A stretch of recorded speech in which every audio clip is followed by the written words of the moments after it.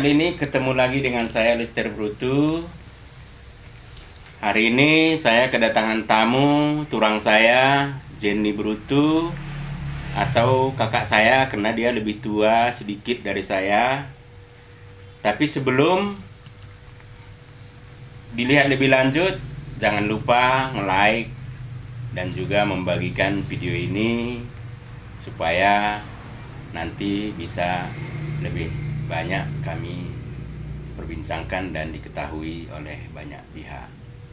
Baik, kita lanjutkan. Hari ini pembicaraan kita macam-macam, Kak. Ya, berbagai hal tentang kehidupan inilah. Siap. Mengisi waktu stay home ini. Pertama sekali silahkan Kak, kenalkan siapa diri Kakak kepada para pemirsa secara umum dulu. Ya. Terima kasih. Aku panggilnya apa? Turang, Turang Kak? boleh. Atau Pak Lister? Nama boleh, terserah aja. Turang lah ya. Iya, boleh. Jadi terima kasih Turang sudah Turang undang aku ke sini untuk kita berbincang-bincang untuk ya ngebahas banyak beberapa hal. Iya. Perkenalkan terlebih dahulu, nama saya Yeni Brutu. Lengkapnya Yeni Riani Lucia Brutu, SH, Iya. SPN. SPN itu spesialis notaris. Notaris ya. Iya, jadi saya belum sampai ke MKN. Oh gitu. Oh, MKN-nya S2 ya? Ya, Oh. jadi S1,5 lah. Oh, itu enggak S2 ya? Belum S2. Nah, jadi saya menikah dengan Romeo Bangun. Iya. Punya 3 putra. Putri? Putra. Saya tidak punya putri. Dan 2 dari anak-anak sudah menikah dan mempunyai cucu juga, putra 3. Oh, udah 3 cucu. Putra juga semua ya? Putra juga semua. Iya, Jadi kalau dulu cuman saya primadona, hari ini udah ada 3 lah primadona. Berarti nenek-nenek lah ini sekarang ya? Sudah nenek-nenek. Nenek-nenek cantik lah ya ceritanya ya. Amin. Pada saat saya sudah menikah, Iya. 1 tahun saya menikah, lahir anak pertama, kemudian saya kuliah lagi di USU, ambil spesialis notaris. Iya. Tapi karena begitu sambil kuliah sudah berumah tangga, sehingga saya memakan waktu yang cukup lama untuk menyelesaikan spesialis notarisnya. Iya. Tahun 95 saya sudah tamat dan 98 saya sudah ditempatkan di Deli Serdang. Oh, untuk notarisnya. Ya, notaris PPAT saya Udah lama ya? berkedudukan di Deli Serdang. Sampai Ya. sekarang? Sampai sekarang. Iya. Memang Persisnya di mana itu? Jalan Aksara nomor Aksara ya? 135. Iya, iya. Coba itu tadi apa namanya? Masih terlalu umum. Artinya itu kan langsung ke notaris. No. Sekolahnya di mana dulu? Oh gitu. Iya. Saya SD sebenarnya sampai kelas 4 SD saya itu ada di Laras. Di Laras, Kabupaten Simalungun ya? Simalungun. Simalungun, Waktu itu orang tua saya ADM di sana. Iya, iya. Kemudian pada tahun 68 beliau pindah ke Medan, kerja di KBB, kantor pemasaran bersamanya PTP. Iya. Saya sekolah SD di Sin Yosef, Jalan Pemuda. Oh, Jalan Pemuda Medan ya? Iya. Oh, berarti taman SD-nya di Sin Yosef. Santo Yosef ya? Iya. Santo Yosef. Kemudian SMP, SMA saya di Immanuel, Jalan Slamet Riyadi. Oh, dulu keren itu. Ya, dulu topnya lah. Mungkin sekarang masih keren juga, tapi Masih keren. sudah mulai menurun kayaknya. Ya, bersaing dengan sekolah-sekolah internasional hari ini, memang kami Immanuel agak mengalami kekurangan murid. Iya, iya. Sedang berusaha, kami para alumni sedang berusaha untuk membangkitkan kembali kejayaan Immanuel tahun Itu SMP ya? 70-an. SMP SMA, dari Oh, TK SMA. sebenarnya. Sedang berusaha untuk membangkitkan kembali kejayaan sekolah Immanuel. Iya. Setelah SMA? Setelah SMA saya kuliah di Bandung, di Universitas Katolik Parahyangan, Fakultas Keren Hukum. itu. Swasta terkeren juga itu di Bandung kayak. Iya. Sampai sekarang. Sampai sekarang masih terbaik lah. Dan anak saya 3 laki-laki, 3 itu kuliah di fakultas di Universitas Katolik Parahyangan. Iya. Karena saya pikir sebelum ditanya, saya sendiri dulu yang Iya, boleh. Silakan. menceritakan alasan kenapa anak-anak itu sekolahnya itu ada di luar Jawa, luar Sumatera. Bapaknya berpikir begini, kalau dia kuliah di USU, paling tinggi pergaulannya dengan anak gubernur. Tapi kalau dia kuliah di Jawa, dia bisa berteman dengan anak presiden kah, dengan anak menteri kah, sehingga dia mempunyai pergaulan yang jauh lebih luas. Iya, mungkin juga lebih multiras. Iya, lebih multiras. Iya, Jadi golongan, profesi. iya, itulah salah satu alasan kami kenapa Dia anak-anak lebih itu. berpengalaman ya, mungkin Iya. lebih bermandiri. Iya. Jadi setelah tamat kuliah baru Saya kembali. saya tamat 84, 85 saya menikah. Begitu menikah saya berdomisili di di Medan. Di Medan. Setelah menikah baru ngambil spesialis Iya, tadi, spesialis baru notaris. buka praktek ya. Iya. Mungkin itu tentang Kak Jenny. Artinya Kak Jenny ini kan dilahirkan oleh seorang tokoh papa. Orang tua Ya. saya cerita dulu kepada Tonga Mendiang Iya. bahwa Tonga itu bergaul ke semua orang, walaupun dia di kalangan marga Brutu lah dulu khususnya, termasuk terkeren, Iya. tapi dia masih bergaul dengan orang-orang kampung, termasuk bapak saya yang lahir di kampung sana dan hidup di sana. Dia masih kenal semua orang. Mungkin ada hal-hal yang lain yang mungkin tentu Turang Jenny kan lebih tahu. Saya secara umum aja tahu Tonga. Mungkin bisa diceritakan juga dulu sedikit tentang Tonga, walaupun dia sudah kembali ke ke tempatnya lah. Iya. Bapak itu adalah bagaimana ya saya cerita ya, buat saya sih idolaku. Iya. Idola yang sangat luar biasa. Kadang waktu saya baru menikah, saya selalu membandingkan suamiku. Iya. Kok dia nggak kayak bapak ya? Gitu. Iya. Walaupun Saking idolanya ya. walaupun kemudian akhirnya saya sadari makin dewasa bahwa tidak mungkin hal itu bisa sama. Seperti contoh kecil, kalau di rumah saya masak gitu, bapak itu nggak tahu enak atau nggak, aduh enaknya, dia benar-benar ini. Kalau suamiku enak, saya nanya enak, lumayan, cuman gitu. Kadang-kadang itulah itu salah bedanya satu mungkin. idolaku.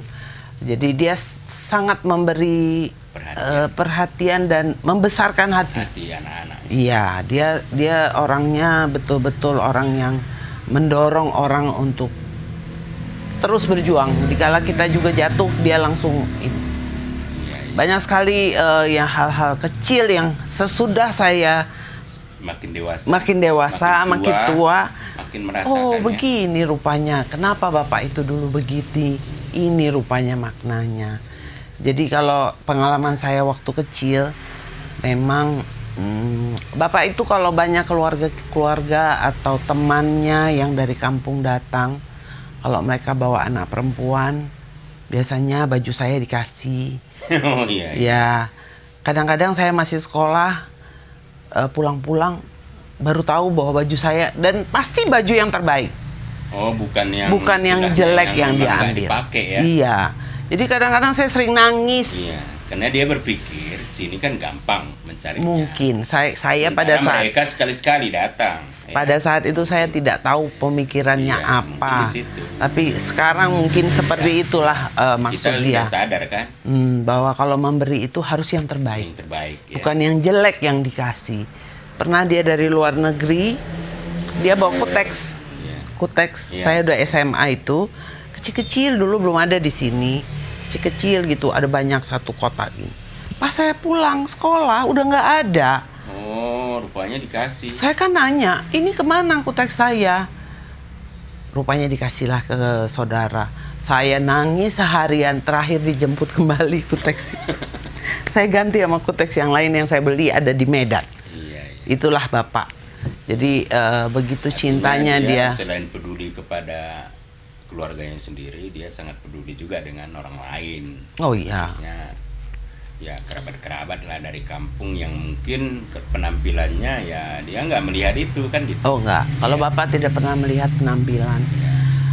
Buat Bapak penampilan itu nomor sekian. Iya. Jadi siapapun yang bawa, umpama kayak Turang, bawa seseorang, keluarga Turang gitu kan, dia mau minta tolong untuk kerja. Pada saat itu memang Bapak sudah direktur. Iya. Mungkin itulah judulnya KKN kali ya, zaman sekarang. Kalau zaman dulu masih bisa karena begitu sedikitnya Gampang pekerja sekali ya. Jadi ini tamat ini mau cari kerja, kamu mau kerja apa? Kalau dia ditanya Bapak, langsung bisa dia tempatkan. Iya, saya pikir bukan hanya di keluarga. Saya sendiri tahu Tonga itu waktu saya kecil, karena ayah saya ke rumah Kak Jenny. Dia cerita, saya baru pulang dari sini. Ngapain Bapak ke situ? Ya orang saudaraku katanya. Ya. Padahal sebenarnya ya kalau dilihat dari sisi hubungan darah itu memang sedarah brutu. Dari brutu. Tapi bukan langsung dekat ya. sekali gitu kan. Tapi Ya. itulah perhatiannya. Selain itu kan Kak Jin ini kan dilahirkan dari keluarga yang campuran sebenarnya, ya kan? Oh iya. Tapi kelihatannya identitas kepakpakan Jin itu semua orang tahu. Tidak hanya orang Pakpak, orang luar pun kenal kok sama Jenny Brutu. Brutunya itu nggak pernah dilupakan orang. Kenapa bisa begitu? Bagaimana didikannya di rumah dulu? Kok bisa begitu? Betul, ibu saya adalah suku Karo, Iya. Bru Purba. Pada saat saya kecil itu opung sempat tinggal bersama kami, sehingga itulah dari situlah Dari kampung ya. dari kampung dari situ Dari opung kan dari Cikau. Opung nggak bisa berbahasa Indonesia, sehingga kami yang harus bisa berbahasa Papa. Di rumah sehari-hari kami berbahasa Indonesia. Bapak itu saya sih tidak sadar ditanamkan, tapi Bapak selalu bahwa dia bawa Brutu itu kemana-mana. Nggak bisa lekang ya. Nggak bisa lekang. Jadi begitu saya kuliah di Bandung juga, nama saya itu tetap Jenny Brutu. Iya. Tidak hanya Jenny Riani Lucia, tapi tetap ada Brutunya. Bagaimana ya? Kayaknya tanpa kami sadari bahwa Bapak itu sudah mendoktrin, tapi kami tidak sadar, tidak merasa karena bahasa sehari-hari kami pun bahasa Indonesia. Tapi Bapak selalu menunjukkan bagaimana kecintaannya terhadap sukunya Dan marganya ya. Dan marganya. Jadi bukan berarti bahwa Mama itu keluarga Mama nggak datang. Datang sama keluarga Mama juga banyak kok yang terima dimasukkan Bapak kerja. Tapi aturannya Kak Jen ini kan anak nasional, anak Indonesia. Betul. Kelihatannya orang yang mengenal ini saya sadari sekarang juga. Orang mengenal Jen itu lebih banyak nggak bisa lekang dari Brutu. Iya. Jadi dimanapun saya kenalan di Medan ini, kenal nggak sama Jenny Brutu? Padahal banyak orang hanya mungkin namanya aja, tapi Kak Jen ini selalu melekat Brutunya. Dan kalau melekat Brutu kan melekat pak-paknya. Iya. Ya. Padahal banyak saya lihat kalau kawin campuran ini kadang-kadang hilang lupa dia. Iya. Apalagi juga bukan hanya orang tua kan? Nah, itu maka saya tanyakan itu. Ya, ibu saya kawin ke Karo, bapak saya kawin ke Karo, saya juga menikah dengan Karo. Tapi tetap. Iya. Ya? Karena buat saya suku dan marga itu adalah kebanggaan. Iya.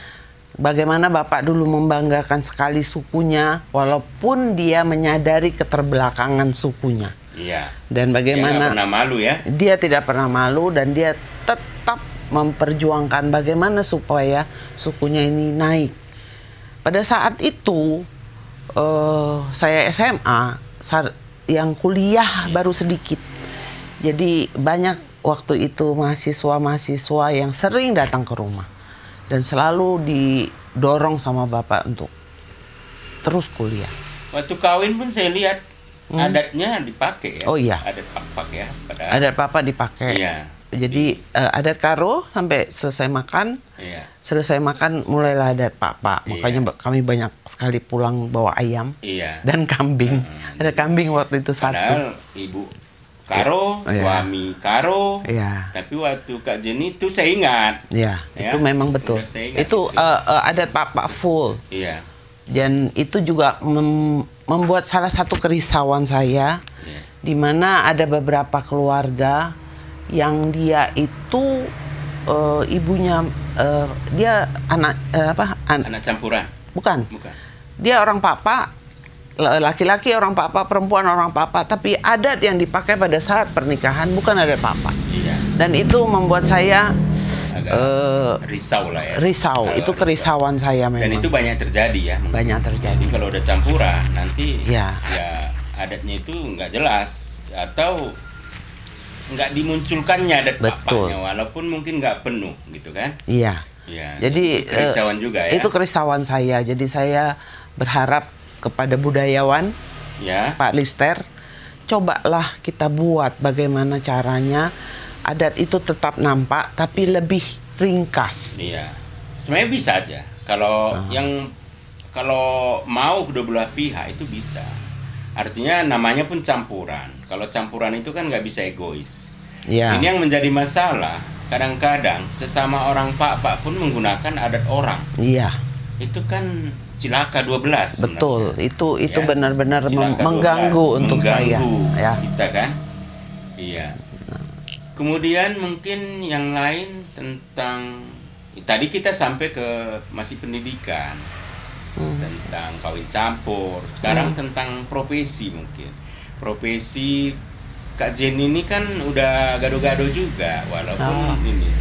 Tapi yang paling ditekuni mungkin notaris ya selama ini Iya. yang lama. Mungkin bisa dijelaskan apa manfaat notaris ini sebenarnya. Mungkin ini khususnya bagi ya penduduk kita lah di kampung sana. Apa sih notaris ini kan nggak dikenal sebenarnya di daerah, di desa-desa kurang dikenal ini. Betul. Mungkin bisa dikenalkan juga. Jadi profesi notaris itu adalah apabila ada satu orang atau dua orang ingin melakukan perjanjian lah kita Perjanjian, bilang ya.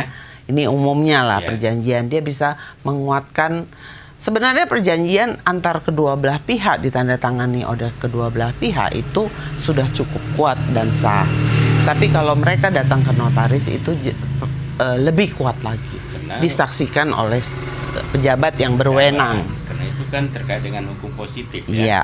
Hukum yang berlaku di negara ini. Masalah tanah juga itu di PPAT, kepada saudara-saudara kita saya menghimbau apabila mempunyai uang dan membeli tanah, sebidang tanah, janganlah lagi hanya perjanjian dua belah pihak. Iya, harus ada saksi. Tingkatkanlah Tingkatkan itu menjadi hak milik. hak milik. Sehingga di kemudian hari itu tidak terjadi hal-hal yang tidak diinginkan.